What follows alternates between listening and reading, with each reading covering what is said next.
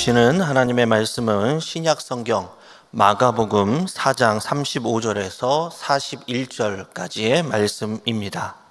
그날 저물 때에 제자들에게 이르시되 우리가 저편으로 건너가자 하시니 그들이 우리를 떠나 예수를 때에 계신 그대로 오시셨으니 가는 데로 함께하더니 큰 광풍이 일어나며 물결이 배에 부딪혀 들어와 배에 가득하게 되었더라.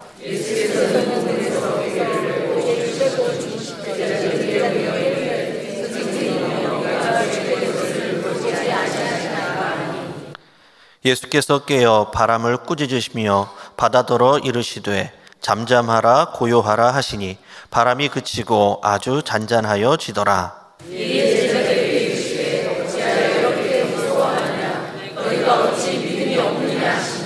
함께 보겠습니다. 그들이 심히 두려워하여 서로 말하되 그가 누구이기에 바람과 바다도 순종하는가 하였더라. 아멘.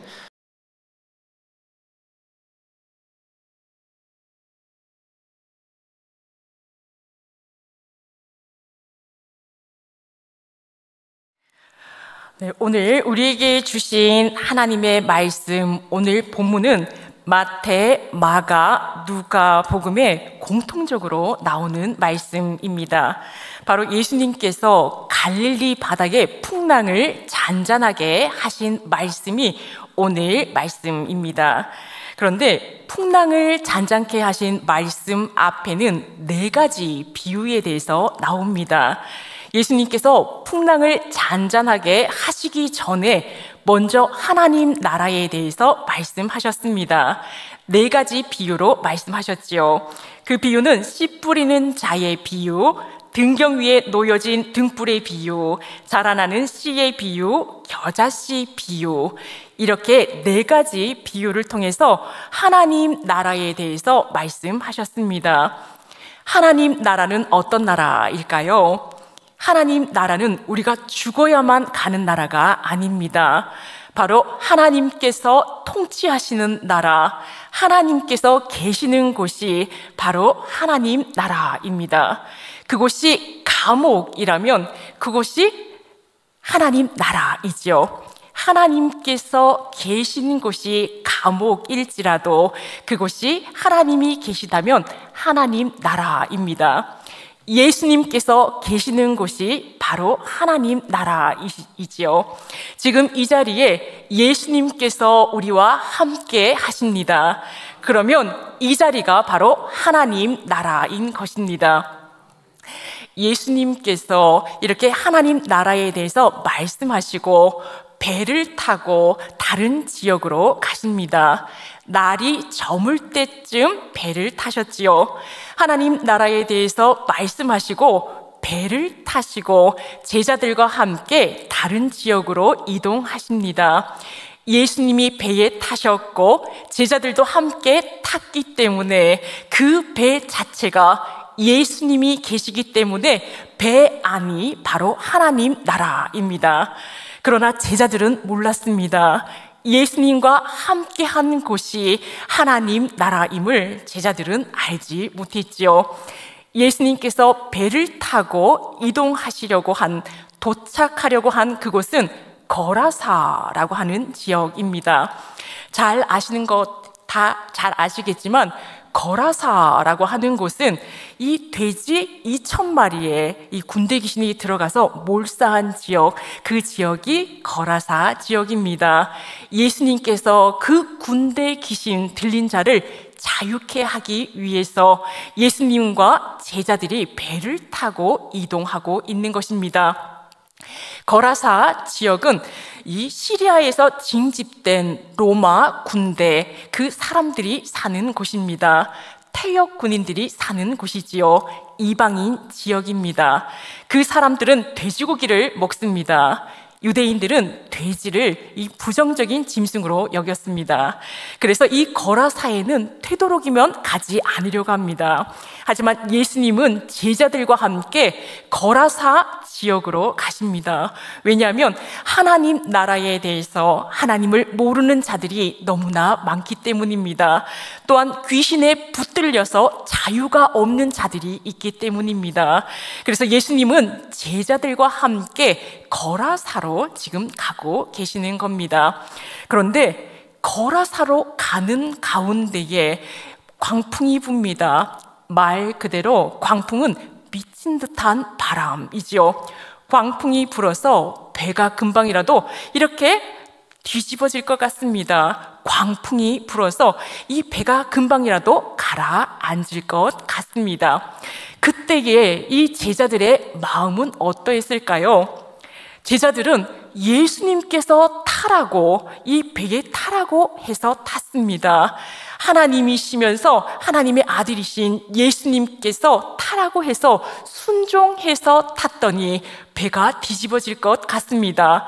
또한 거라사에 하나님의 말씀을 전하려고 이렇게 하나님의 사명을 이루고자 배를 탔는데 이 배가 금방이라도 가라앉을 것 같습니다. 이 제자들의 마음은 원망이 가득합니다. 하지만 예수님과 함께 이 거라사 지역으로 이동하게 되지요. 그런데 여기서 잠시 퀴즈를 내겠습니다. 이스라엘에는 눈이 내릴까요? 눈이 내리지 않을까요? 눈이 내립니다. 네, 예루살렘에 폭설이 내리기도 합니다. 우리가 생각하기에는 이스라엘이 이렇게 사막과 같은 그 광야 지역이어서 이렇게 눈이 안 올 것이다 라고 생각하지만 이스라엘의 계절은 두 가지입니다. 여름과 겨울이 있습니다. 그래서 겨울이 되면 눈이 내립니다. 그래서 헬몬산에 눈이 쌓이게 되지요. 갈릴리 바다에 지금 폭풍우가 일어났습니다. 왜 폭풍우가 일어났는가? 그거는 해수면보다 200m가 이 갈릴리 바다는 더 낮습니다. 그러나 헬몬산에 눈이 쌓여 있어서 찬 공기가 계속해서 내려옵니다. 따뜻한 공기와 만나기 때문에 그래서 폭풍우가 일어나는 것이지요. 이렇게 이스라엘에 겨울 동안 쌓인 눈이 그 찬 공기를 만들어서 따뜻한 공기와 만나서 폭풍우가 일어나는 겁니다. 그래서 갈릴리 바다에 이러한 폭풍우가 일어나고 있는 것이지요. 그런데 이 제자들은 예수님을 계속해서 원망하고 있습니다. 왜냐하면 예수님께서 순종하라고 해서 순종했는데 지금 이러한 일이 생긴 것이지요. 그러나 오늘 말씀 이 제목에서 폭풍 속에서도 주님을 의지하라 라는 제목으로 지금 말씀을 전하고 있습니다. 큰 문제 앞에서 그 문제에 집중하는 것이 아니라 그것을 해결하실 주님께 집중하라라는 것입니다. 이렇게 제자들에게 폭풍우와 같은 문제가 생겼습니다. 여기에 집중을 하면 예수님이 보이지 않습니다. 하지만 이 폭풍우에 집중하는 것이 아니라 예수님께 집중할 때에 예수님께서 해결하시는 그 놀라운 역사를 경험하게 되는 것입니다. 우리가 마가복음 말씀을 나누고 있습니다. 우리 마가복음 1장 1절 말씀을 함께 봉독하겠습니다. 마가복음 1장 1절 말씀입니다. 시작. 하나님의 아들 예수 그리스도의 복음의 시작이라. 우리가 마가복음을 나누고 있습니다. 그러나 마가복음 1장 1절에 보면 하나님의 아들 예수 그리스도의 복음의 시작이라고 말씀합니다. 마가복음 전체가 예수 그리스도에게 집중하고 있습니다. 우리가 살아가는 동안 많은 문제가 있을 터인데 문제에 집중하지 말고 예수 그리스도에 집중하라. 그 모든 문제를 해결하실 예수님께 집중하라. 마가복음은 우리에게 이야기를 하고 있습니다. 그런데 예수님의 제자들은 이렇게 폭풍우 가운데에 두 가지 반응을 보입니다. 첫 번째는 예수님에 대해서 원망하는 것이지요.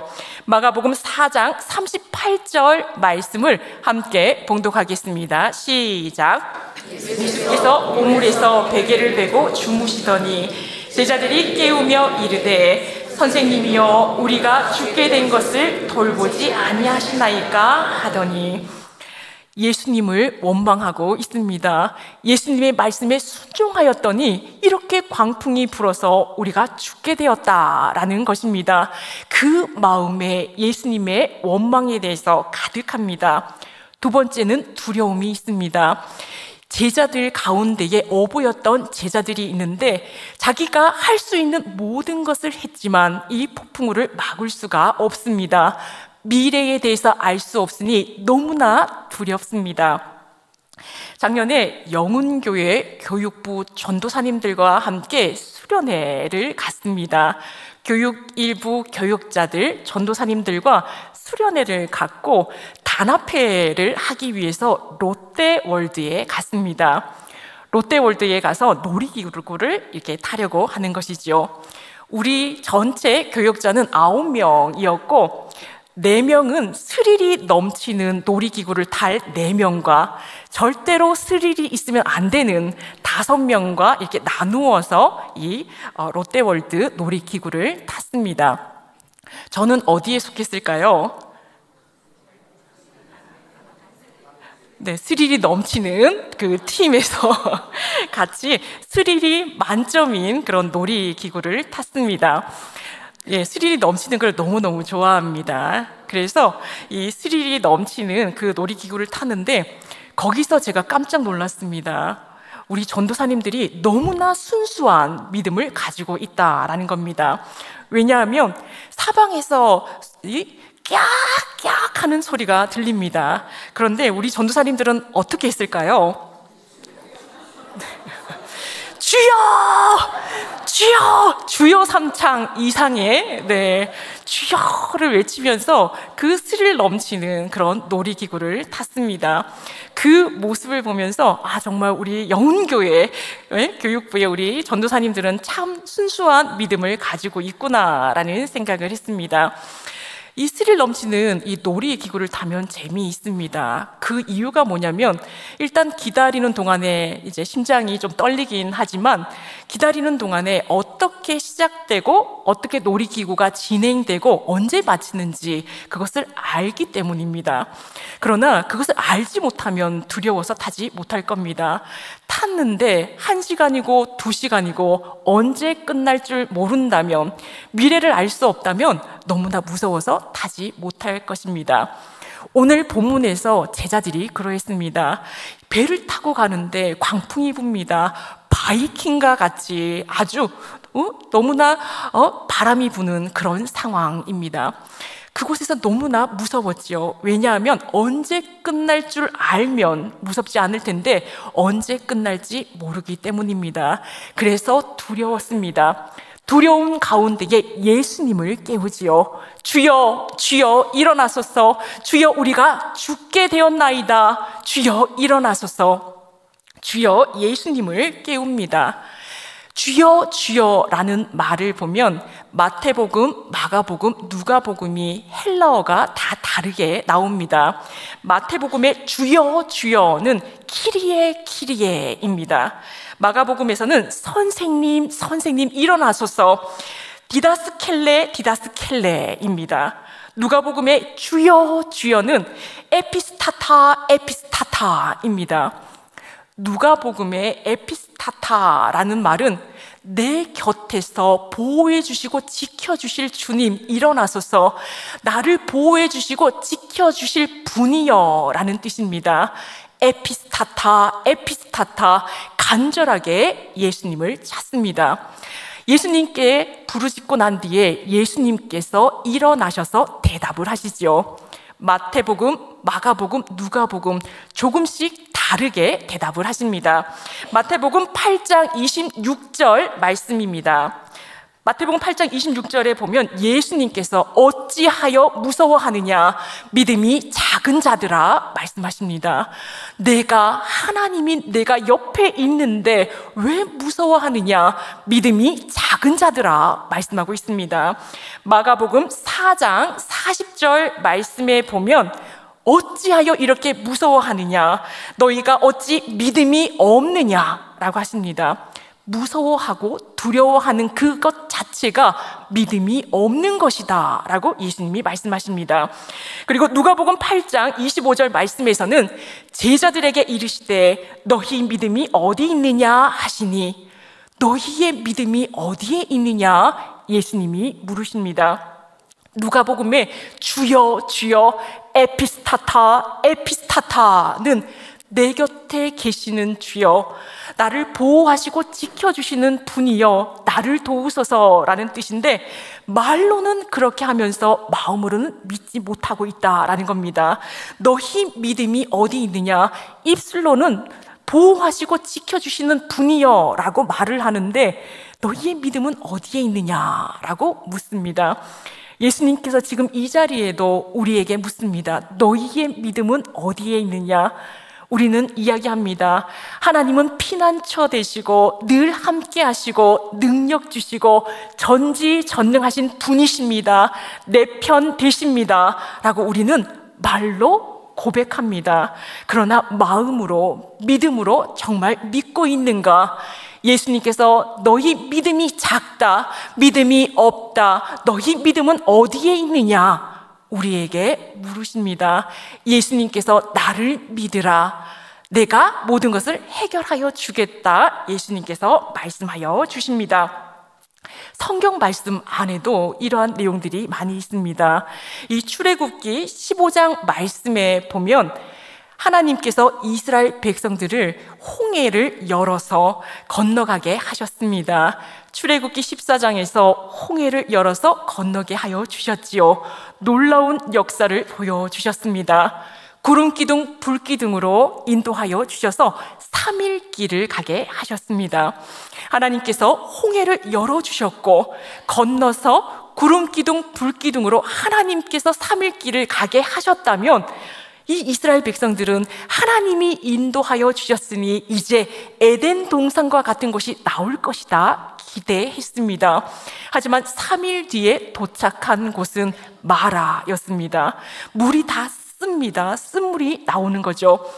이스라엘 백성들은 홍해를 열어주신 하나님, 구름기둥, 불기둥으로 인도하여 주신 하나님의 은혜를 잊어버리고 당장 내가 마셨더니 쓴물 때문에 불평불만이 가득합니다. 하나님의 은혜를 기억하지 않습니다. 당장의 고통에만 집중합니다. 하지만 모세는 어땠을까요?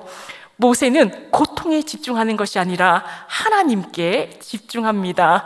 전지전능하신 하나님께 집중할 때에 하나님께서 해결하여 주십니다.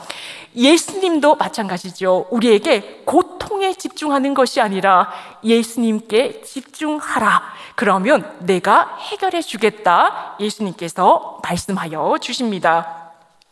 마가복음 4장 39절 말씀을 우리가 함께 봉독하겠습니다. 시작. 예수께서 깨어 바람을 꾸짖으시며 바다더러 이르시되 잠잠하라 고요하라 하시니 바람이 그치고 아주 잔잔하여 지더라.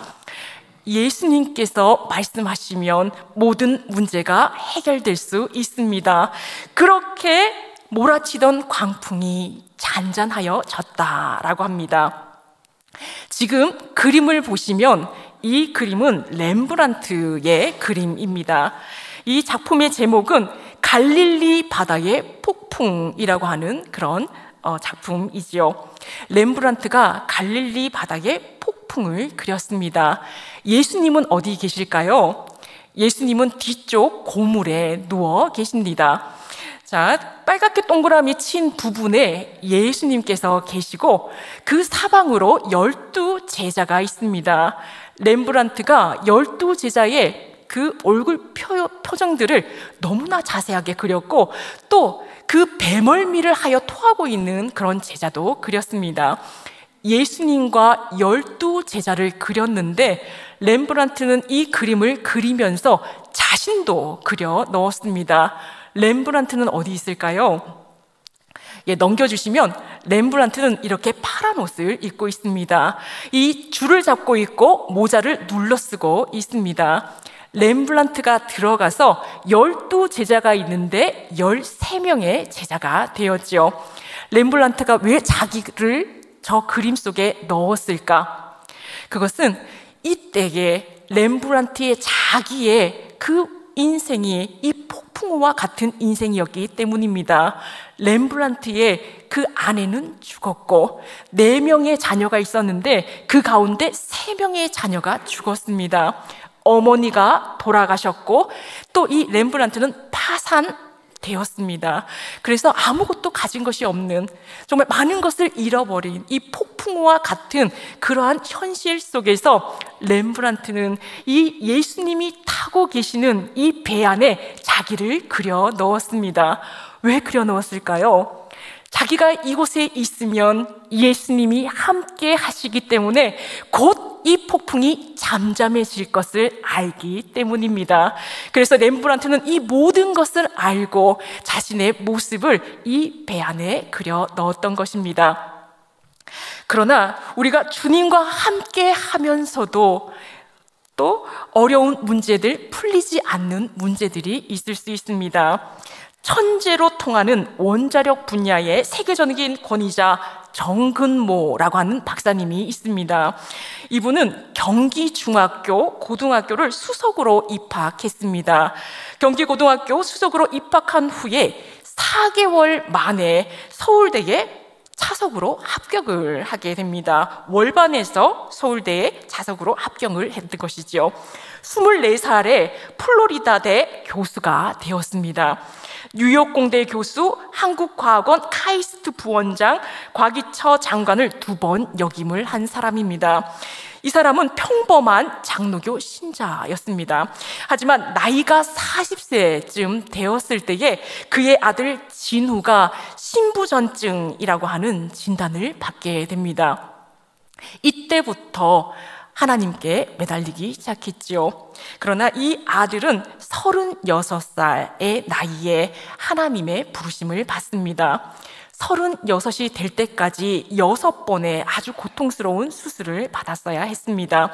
그때마다 이 정근모 박사는 정말 아들을 위해서 고쳐달라고 열심히 기도했습니다.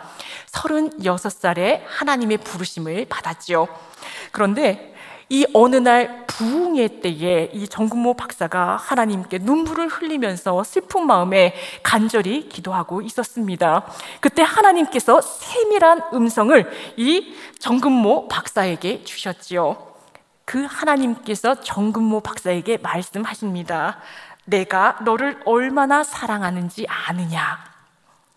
아픈 너의 아들이 작은 십자가를 지고 가는 것을 감사해 본 일이 있느냐라고 물으십니다. 너희 아들이 이렇게 아픈 중에도 하나님께 감사해 본 적이 있느냐라고 물으시는 거죠. 그랬더니 이 정근모 박사가 말합니다. 감사라니요. 아들이 아픈데 감사라니요. 그때 하나님께서 말씀하십니다.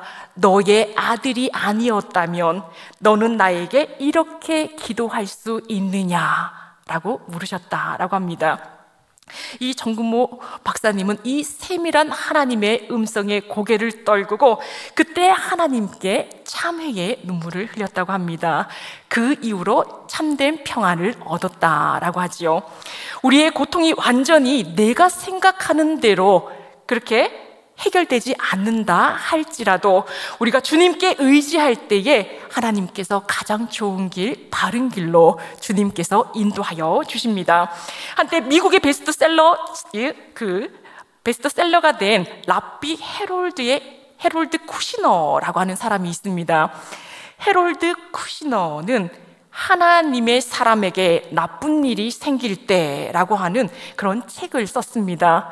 하나님의 사람에게 나쁜 일이 생길 때에 왜 하나님께서 선한 사람 그리고 하나님의 사람에게 이 폭풍에서 건져내지 않고 그냥 방관하시는가라는 질문을 하고 거기에 대한 그런 내용의 글을 쓴 글입니다. 왜 하나님은 착한 사람, 왜 선한 사람을 이렇게 방관하시는가에 대한 대답은 이렇습니다. 우리의 모든 인생사 가운데에 우리 인간으로서 우리의 지혜로 대답하지 못할 일들이 너무나 많습니다. 그런데 내가 대답하지 못하고 또한 우리의 모든 지혜를 모아도 대답하지 못할 영역이 있다라는 겁니다.